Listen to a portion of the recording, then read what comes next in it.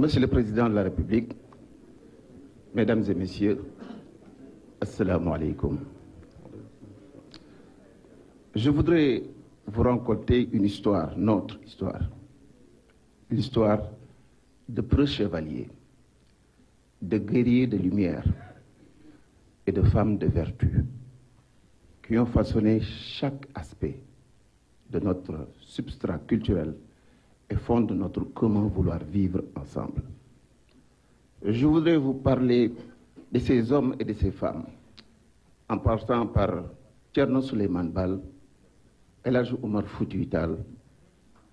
Sidi Hadj Malick Sy, Cheikh Ahmadou Bamba, Maulana Cheikh Ibrahim, et de tant d'autres, de femmes comme Yacine Boubou, Aline Sitoé, qui ont donné leur sang, alors que nous n'étions même pas encore ce pays que nous sommes aujourd'hui, qui ont donné leur connaissance, leur idéal de vie. Et c'est ça qui fait le Sénégal. li ma naqari tey jii rek dama am sentiment ni ñun ñii fi nekk nii ak ni ñu yeewoo ni kanam yi leeree ni ñu yéenantee jàmm ñu ngi bëgg sàggan ba mujjee puso bi mu réer mujjee puso bi réer moo di suñu réew mii réewu par parloo la nekk léegi ku ànd ak man yaa fi gën loo wax noonu la loo def noonu la te loo mën ci def dara du la ci fekk ku àndul ak man amuloo benn droit nekkoo ci dëgg te loo yëkkati mu doon musiba jëm ci yow ñu war a doon ay mukallaf mujje di dof doflu ku nekk naan da ngay dof doflu maa la gën a dof. Et ce pays-là a besoin des énergies, il a besoin de ce que nous avons de plus cher, parce que taal sama kër wala ma jóge fa taal kër jaamur entre ñun acteurs politiques xanaa xooluñu ni autour de la maison il y a 12, 15, 20 autres maisons qui ne sont ni d'est ni d'ouest, et pourtant si réew mi la ñu nekk ay gone ñoo fa nekk ay jigéen ñoo fa nekk ay mag ñoo fa nekk ay doom ñoo fa nekk. Monsieur le Président de la République maa ngi ñaan yàlla liggéey yu rafet yi nga def yal na ko suñu borom gën a dëgëral, mais jamono yii ñu toll nii il faut que ñu wax la li ay di jàmbat te di naqari nit ñi ci réew mi yépp, ndax jàpp nañ ni feneen fu ñu ko mënti waxee amul sens, fii lañ ko mën a waxee nopp yi ko war a dégg dégg ko ñu àndandoo sàkk si ay pexe pour Sénégal génn ci guute gi mu nekk nii. man jàpp naa ni bare na ci réew mi ñoo xamee ni ay ñu ngi yëngatu te nekkuñu fii bu ñu jàppee ni ñun ñi nekk fii rek ñun ñooy réew mi suñu gis-gis gàtt na torop te yow président de la république yilifoo ñi nga woo ñu ne la naam ñëw nañu ñi ñëwul tamit gàntal ak ñi bañ ak ñi féttéerlu ñoom ñépp ci sa njaboot la ñu bokk. yow yaa war a def lu war a tax jàmm dellu si biir réew mi. jàmm nag dafa am njëg li njëkk li mooy dëgg, ñaareelu njëg li mooy yow mi koy woote nga wone ko jëfe ko seqi tànk dellu gannaaw. wax nañ fi léegi ni lu ëpp ñeenti téeméeri doomu aadama ñu ngi ci biir kaso bi, liberté provisoire a ngi fi, leneen a ngi fi, leneen a ngi fi te yooyu yëpp war nañoo góorgóorlu ba buñ fi jógee tey jii mu doon loo xamee ni di nga fi génn ay dogal yoo xamee ni dina may ñi nga xamee ni dañoo bëgg jàmm sax ci réew mi ay argument yu dëgër, ñi nga xamee ni ab bëgguñoo jàmm sax ci dëkk bi ñu bañati am benn argument bu ñuy demee. dañoo war a àndandoo liggéey suñu réew. Et Monsieur le Président de la République, il y a beaucoup de violence que nous devrons faire sur nous-mêmes pour l'imposer aux autres et taxaw lijjanti réew mi mu jëm sa kanam. dialogue yi bare na presque résultat yëpp taxaw na man jàpp naa ne assemblée bi ay décision la war a doon. décision jëm ci bulletin unique, décision jëm ci réforme L30 L29 L30 L57, décision jëm ci nan la ñu war a voter, décision jëm ci processus électoral, décision fexe ba képp koo xamee ne bëgg nga bokk ci élection yi te méngoog li nga xamee ne moo war tax nga bokk ci te kenn bañ la bu ndaxataal ñu bañ a discriminer kenn, parce que à la fin c'est le Sénégal qui doit gagner. kenn fii moomul réew mi, kenn moomu ko te kenn en commençant par le président de la République malgré li mu fi def yépp tojogul réew mi boo war a tax kenn waru fi dee ngir moom. Et je pense que chacun d'entre nous doit se regarder les yeux dans les yeux et xoolaat boppam par rapport ak acte yi ñuy def ak wax yi ñuy def réewu xam-xam la ñu yor réewu xam-xam la ñu yor réewu jukko la ñu yor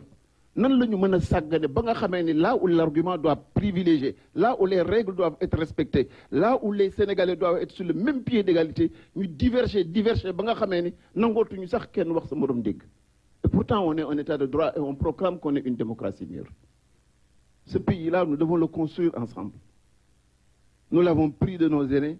et nous devons le transmettre à nos enfants. À ce rythme-là, le pétrole, comme toute autre richesse, risque d'être une malédiction pour nous. Alors que nous devrons les utiliser pour que jafe-jafe yi nit ñi dund ci dëkk bi tartar yu nekk ñu teggi leen ko bu ñu leen boolee seen tartar ak seen jafe-jafe ci wëlbatiku nag di taal suñuy kër di taal seeni kër boole kaak jafe-jafe fitna bu dul jeex c'est une double peine que les Sénégalais ne méritent pas. Je pense que je me suis bien fait comprendre maa ngi jéggalu si ñëpp nag yéene rek mooy Sénégal jëm sa kanam te Sénégal googu benn bopp la am si tey jii jusqu'à preuve du contraire c'est vous monsieur le président de la République du keneen yow yaa ñu war a jiite yaa ñu war a ñoddi bañ a xool sa bopp xool sa cër ndax soo wàccee lépp daal di soppeeku ndax Sëriñ Tuubaa dafa wax ñaari mbir nee na waxta si mu bi dafa wax ni benn boo bëggee jiite say nawle da nga war a góorgóorlu ba nit ñi duñu ragal sa loxo duñu ragal sa làmmiñ loo am jox leen te lu ñu am nga bàyyi ak ñoom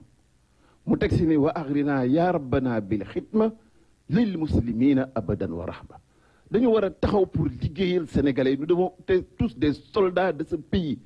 en dehors de nos divergences liggéey pour réew mi jëm kanam parce qu'il y a suffisamment d'énergie suffisamment d'intelligence suffisamment de bonne volonté pour que ñu tabax Sénégal bi ñu gërëm maa ngi leen di gërëm di leen sant. jërëjëf Cheikh Bamba Dièye ci kaddu gi alors loolu mooy boucler la série des représentants de l'opposition léegi ma ñëw ci représentant non aligné monsieur Déthié Faye bu CDR mooy jël kaddu gi.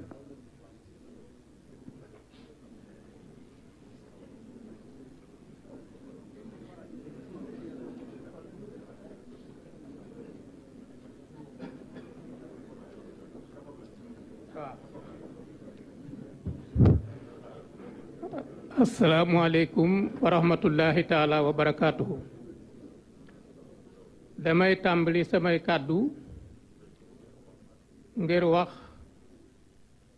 monsieur le président de la république bi nga xam ne moo ñu fi dalal tey ne les partis non alignés li ñu nekk ci champ politique bi moom la Sénégal nekk ci communauté internationale en étant un pays non aligné nga xam ne baatam ak kàddoom dénk ko kenn loolu moom mooy non aligné kon jàpp naa ne bi ñu tànnee loolu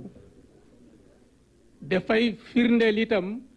dëggal daanaka kàddu yu bari yu jib fii ndax wax nañ fi ne Sénégal par parloo bi dafa bari képp koo àndal lu mu def rek ànd nga ca koo xam ne kii àndoo ak moom lu mu wax nga ne du dëgg loolu yàlla dimbale nañu nun parti non aligné loolu daluñu te fasuñu yéene mu dal ñu. Monsieur le Président de la République, Monsieur le Président de l'Assemblée nationale, Madame la Présidente du Haut Conseil des collectivités territoriales, Monsieur le Président du Conseil économique, social et environnemental, Mesdames et Messieurs, chers invités, Monsieur le Président de la République, je voudrais, au nom du pôle des non-alignés, vous remercier pour avoir pris cette heureuse initiative d'inviter toutes les forces vives à un dialogue national, je vous cite, afin d'échanger et de bâtir des consensus durables sur des questions majeures relatives à la vie nationale et à l'avenir du pays. Le présent dialogue se tient dans un contexte politique et social complexe et plein de risques de remise en cause de la stabilité de notre pays où de plus en plus Ce qui était considéré hier comme ne pouvant arriver au Sénégal s'avère être aujourd'hui une forte possibilité qui installe la peur du lendemain dans tous les compartiments de notre société. Monsieur le Président de la République, en décidant d'organiser ces assises qui aborderont les thèmes qui préoccupent tous ceux qui sont attentifs aux défis qui nous interpellent, vous nous rassurez parce que c'est cette posture qui est attendue de la première institution de notre pays. Depuis votre invite, certains se sont demandé pourquoi organiser encore un dialogue national, se référant sans doute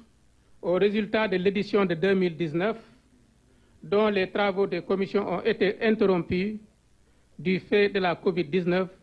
à l'exception de la commission politique qui avait su s'adapter pour terminer ses travaux et déposer son rapport. Votre appel, Monsieur le Président, va dans le sens de l'invite que le pôle des non-alignés a fait plusieurs fois pour la prise d'initiatives idoines permettant la tenue de concertations sincères et inclusives pour la décrispation de l'espace public et la prise en charge des préoccupations des Sénégalais dans tous les secteurs. Compte tenu de la durée prévue pour les travaux, de l'importance et du volume des questions qui pourraient constituer les termes de référence, nous espérons que la présence massive des forces vives réunies aujourd'hui pourra aider à adopter un format et une méthodologie de travail apte à nous permettre d'aboutir à des consensus à la hauteur des attentes du peuple sénégalais. Cela est à notre portée si nous partons des importants acquis obtenus par les différentes commissions du dialogue national avant la suspension des travaux. Pour les questions politiques, la commission qui sera mise en place pourra axer son travail sur deux volets, de notre point de vue. Le premier volet concerne l'examen des modalités de mise en œuvre des consensus de la commission politique. Et le deuxième volet pourrait s'occuper des discussions, des points de désaccord et des questions nouvelles en accordant la priorité, certainement, aux points qui impactent les conditions d'organisation et de participation à la présidentielle de 2024. Au terme des concertations dans les différentes commissions, une plénière de validation largement relayée permettrait au peuple sénégalais d'évaluer l'importance des consensus obtenus et d'avoir la possibilité de suivre leur application.